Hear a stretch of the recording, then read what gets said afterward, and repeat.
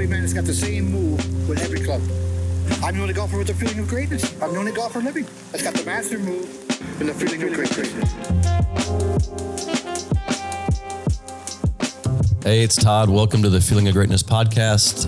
Happy to be here with some ideas today. I want to discuss a couple of things that have been on my mind about the process of coaching and my experience as a coach when I work directly with you guys out there who are aspiring to play better golf. But there's more, to me, there's a lot more to it than just the aspiration to play better golf, because I know I've been through this and I see a lot of different levels of golfers who come through. I am hired to coach high level. I'm hired to coach, pretty much beginners. And it's interesting because there's no differentiation really to me, but there's some very interesting, let's call it, maybe it's perspective. Maybe you can call it attitude. Maybe you can call it the mental side of it. And I'll give you a quick example. I two high level players that I coach. One, obviously Roberto Lebrija, who, he's at a different level, but he's going to really be at a different level as he progresses. And then I have the younger guy I teach, very good player, who is developed into a good player, who continues to develop. And it's, it's always a learning process. You just keep getting better and better and better. It's just process. But the mental state, the mental attitude of the two are very different. And maybe as a coach, I don't know how, maybe this is my weakness as a coach is, I can't make people want to get better. I can't shake you out of bed every morning and say, today we're going to do this to get better. It comes kind of from the inside, but I'll tell you the two differences here, and maybe you can kind of relate to the two differences in the ability to handle and process difficulties and change. And this is probably what the conversation today is going to be on, is making changes. How do you handle the frustration? How do you handle dealing with frustration? And it comes down to how you use what's between your ears. So Roberto, one time I had a difficult change I was making with him, and I knew it was going to be somewhat disruptive to his ability to get a result right away. But I knew long term it was the right thing to do. As a coach, I have to do what's right. I have to make things long term. I can't just sit there and go, here's a quick fix, because I know it'll break down at some point. So I tell Roberto, I said, listen, I'm going to make this change, and it's going to be difficult. And he turned to me and he said, you know who you're talking to, right? And I'm like, got it. And what he meant by that was, look, nothing's too difficult for me. He goes, I'll figure it out. Right? That's Roberto's frame of reference. That's the way he deals with it. If it's hard, I got it. I can handle it. Give it to me. I want to get better. And you can see as a coach, it gives me freedom, because it lets me go after it. Hey, we got to do this. We got to get this done. We have to make this change. It's going to be complicated, but I don't even go there anymore. I just go, Roberto, we got to do this. This is what we got to do. And he works through it. Now let's contrast that with my younger guy, who you make a change, and why did that ball do that? What's going on? Why is it now I can't seem to, and you get all this like resistance. And then you work through it, and it's by the end of the 2 hours, you're exhausted because you're trying to get him to stick with it. You're trying to reassure him that you're doing what's right. And as a coach, you just get exhausted. It's an exhausting process because it's not that the change is, you get tired of emotionally supporting it, I guess is what I'm saying. You just get this overwhelming, like, oh my God, if when I walk away from here, he's not going to continue to do this because it's hard and he's not getting the results he wants. And you get this kind of, I call it resistance factor. And the question I have for you watching this podcast is, do you think Mo ever struggled? I mean, do you think Mo went through, and I know for a fact he did. I mean, I researched it. I looked into it. I talked to numerous, dozens of his friends that knew him as he was developing as a player. Heck yeah, he struggled, and we all struggle because it's a developmental process. So the question has to be, what is your mental state when you run into those issues? What is your mental state when you run into frustration? And I'll give you just an idea. You can maybe carry this forward with you. What if you could let the frustration become a fuel, a catalyst to improvement? Because what the difference between Roberto and my other player that I mentioned is Roberto looks at it as, man, if I get this right, I'm better. My other player looked at it, oh, it's affecting me right now in this moment, and I'm not getting what I want right now. And that's where you have to, this is where I think me as a coach, and not me as a coach, my friend Rick Carlisle as a coach, all my coaching friends that are my mentors out there, we all deal with this with our aspiring athletes, because I walk into the room and say, we got to accomplish this. We got to get this done. And if their first thing is, man, I don't want to work that hard, or I don't know if I want to go through this process, or boy, how long is it going to take to get this? And is it going to affect me? And yeah. It's just like, okay, you just handcuffed the coach. You just basically tied the coach's hands and said, I'm only willing to do so much to get better. And look, you better tell a coach up front. And I've had students say, hey, I'm not willing to do that. I'm like, fair enough. I mean, look, I'm okay with that. Just be upfront about it. But don't come to me and say, hey, Todd, I really want to get better. I really want to do this. I want to transform my game. I want to play golf like I've never played before. I want to really get this. And then say, but I'm only willing to go so far. I'm only not willing to do that. Right. And so, so the question is, are you handcuffing your coach? Are you handcuffing somebody in your life? Are you setting up a parameter of success? Like I'm only willing to practice once a week. I'm not willing to practice at all. Or I'm not willing to buy new clubs because I can't. It's just, and not that, these are all things we run into here at Graves Golf. If I want to make you better and I want to really transform you, I need to get you to send videos to the coaches. We need interaction. We need a relationship. We need to really dig into cause and effect, what's causing certain things. Watch the webinars that I do. Just watch them, right? Just watch them and pay attention to the questions that get asked. Every single one of those questions can be solved if you're willing to engage with our coaches and send videos in and interact. And I remember I was working with Grant Cardone's team. I don't know if you know Grant Cardone with 10X. And I've been working with Grant's team for a couple of years now, but prior to me really being invested with their team and not knowing them that well, when I was first kind of engaging with them, Grant says, he goes, look, the closer you get to me, and he didn't mean by me, the closer you get to my company, the more you engage us, the more we can help. Right? If you're just sitting here going, hey, I'll just come to one seminar and I should have it.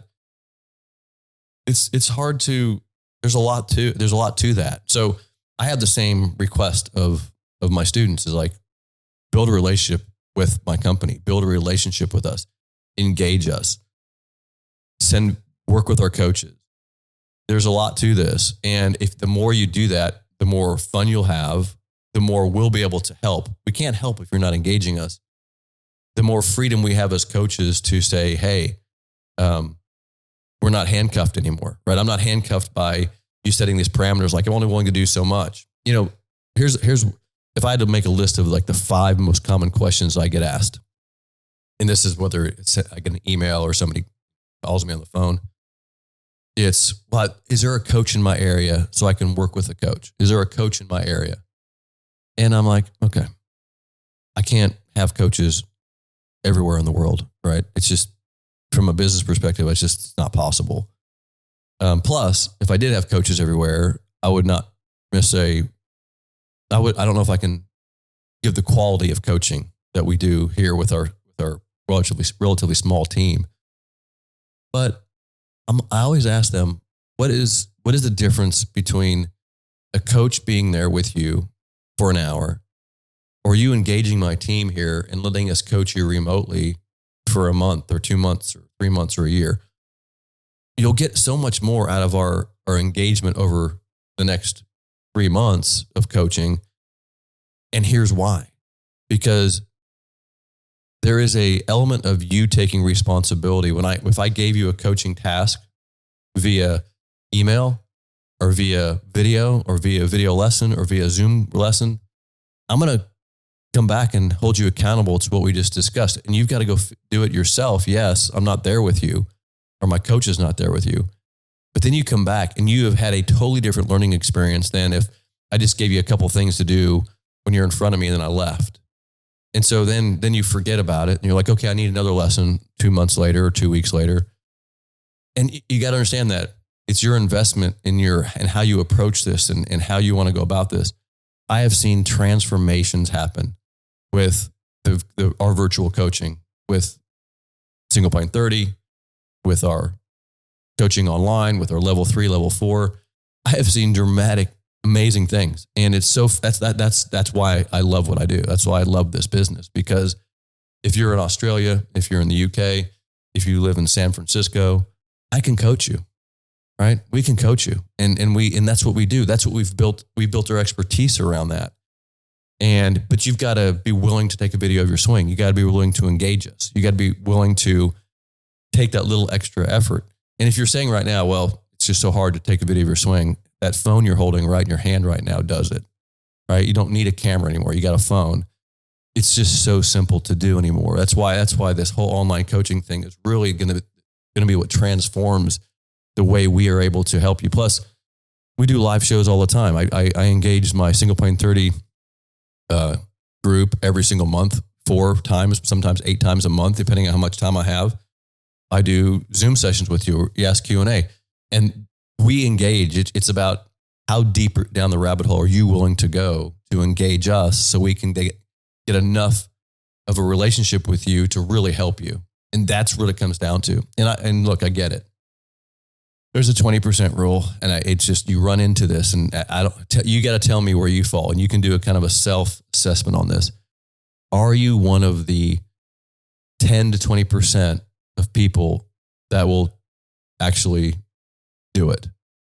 Because 80% won't. And it's just the numbers game we play here at Graves Golf, and it's probably with every single business, is that 20% of people will go far enough down the rabbit hole to get the most out of our company's help. And that's who we can help the most, because you're engaging us to that level. So it comes down, it reminds me of when it was kind of like my final days with Mo. It was the last time I played golf with him and spent time with him. And we were having a conversation in between. I played 9 holes. We were having a conversation. And Mo says to me, I said, Mo, why me? I asked him, I said, why me? Why did we have this relationship? Why did we become friends? Why did you mentor me? Why did that all occur? And Mo said to me, because you wanted it. And that was Mo saying to me, look, you were invested. I could tell you were invested. And he knew I was invested because he couldn't shake me, right? I mean, I was around a lot, and I would ask him questions, and I would hit balls, and I would take him to play golf, and we would, anytime I could, I was invested. And that's not something you can hide. I can see it the minute I meet somebody, and the questions they ask, the engagement, they're looking, you can tell when people are invested. And so I think there's just so much gravity around that. If you want to get better, and you really want to get better, and you want it, you got to get off of the fence. And here's the thing. I had a guy the other day ask me, he said, Todd, what should I do? What's the order? How should I structure this? And look, I love strategy. I think strategy is important. I mean, being smart about how you approach it. But on the other side of it is do everything. Schools, Single Point 30, get your club set up for you correctly. Work on your short game. Come to a short game school. Work on taking it to the course. Study a video. Practice those things. Videotape your swing. So these are things, these are all things, these are tools, and these are ways of improving. And you're always going to keep getting better, and you'll get something out of everything. To sit there and say, well, I just need to go to one golf school and then that'll be it.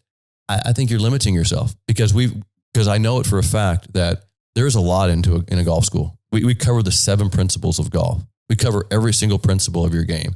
So we're touching on every element of the game to help you get better. And we're doing it in whether it's a 3-day school or a 5-day school. Well, that's 3 to 5 days out of your life. That's not enough. That's the start of it. That's the beginning of the process. And then you're going to go practice those things. Then you're going to have to reinvest in that again. So to me, it's this whole conversation is who's out there raising their hand saying, man, I want this enough and let's go, let's do this. And that's really where I like to spend my time, because whether it's Roberto or my other guy that I teach or the many students that I teach, I love commitment. Because if you're committed, and coaches love commitment. When a player goes all in, when an athlete goes all in, I go all in. When an athlete goes halfway in, it's very hard for a coach to go all in because he's got athletes over there that are going all in. I want to spend my time with the all in, right? Who's all in? I'm sitting here right now at the Graves Golf Performance Center. We just moved into our new office buildings. The team's excited. We're excited. The facility's exciting. I'm basically this afternoon, I have meetings. We're going to be laying out some new opportunities here to come in and train at Graves Golf. We're going to lay out day and play programs where you can come here for 2 days and train. We have our golf school schedule coming out for this fall and next spring. We have bio schools coming up mid-September. This is going to be the campus and headquarters for you to invest and get better. And you're going to come here at Edmond, Oklahoma, and you're going to have an amazing experience here. And I'm going to create that for you. And that's what I want for you. And so when you're all in, ready to go, Graves Golf Performance Center is here for you. And I'm ready, and my team is ready to tackle all the things that you want to do and get better. And that's what we're invested in here. And we're going to invest in you. So that's my message for today. It's a simple one. It's maybe you taking some inventory of where you're at. I don't care if you're 80 years old, 85 years old, 50 years old. Take an inventory of like, man, is it time for me to really dig in? Is it time for me to invest in myself? Because it is an investment in yourself. And you will get more rewards from that investment in yourself to going all in than you will saying, I'm going to give it a shot. I'll give it a try. I might do that. I want you to take inventory of that, is go all in. And I'll tell you, just as a quick personal story, it would be easy for me. It would have been easy for me 3 years ago not to buy a golf course and not to buy this real estate and not to do this. It would have been easy, right? It's easy to not do things. It's like, don't want to take that on, too much. It's a big investment. It's a big life commitment, but I did it. And is there days that I hit my head against the desk and go, why did I do this? Absolutely. I have those frustrating days, just like you have frustrating days too. But at the end of the day, if this is transforming people and this is helping people and people are enjoying their lives and playing great golf and having fun and they have a great experience here and we're creating a great environment for that, this was all worth it for me. So that's why I did this. I did it to have a place to bring you in here to help you when you go all in. And that's what I created here. And so that's what we're going to continue to evolve this. You guys are going to love it here when you come visit us. It's going to be a great experience for you. You're going to transform your game. You're going to take it to new levels. You're going to work with our coaches. It's all going to be right here. So this is an invitation to all of you to come see us at Graves Golf Performance Center. You can always email me at toddg@gravesgolf.com if you want to know more about it. The programs, we'll be putting together lots of programs for you here. It's right in the middle of the United States. We're right here in Oklahoma. So it's just pop into the Midwest, and Oklahoma is a great place and you'll love it here. And you come spend 2 days, 3 days, 5 days, come to a school, come see us 5 times a year. This is where we want you to come to spend time with us. So as we get into the football season and you guys want to sit around and watch football, because I know I'm going to definitely watch football starting tomorrow night and then all through Saturday, I'm still not going to let up on my training and my golf. I'm going to actually probably train more in September and October than I normally do, because I do have some time to do that on the weekends. Because when I'm watching football, I can be working on my grip. I can be working on my address position. I can be, there's a lot of things I can do that can make me better that I have trained myself to do, that you learn in like my programs like Single Point 30. So I'm giving you my email address. It's toddg@gravesgolf.com. I want to hear from you. I want to hear the good. I want to hear the bad. I want to hear the testimonials. I want to hear if you have something you need. You have my email address now, and I expect to get some emails from anybody listening to this, because I like the feedback from you. I like to hear what I can do for you to help more. And as a coach, I need to get that feedback from you, because I want to continue to evolve Graves Golf into the greatest golf teaching company that's ever existed. So I will sign off with that. You guys go work on your swings. And a final note here, Single Point 30 for September starts Monday. You got to be registered by Monday. Hop in there.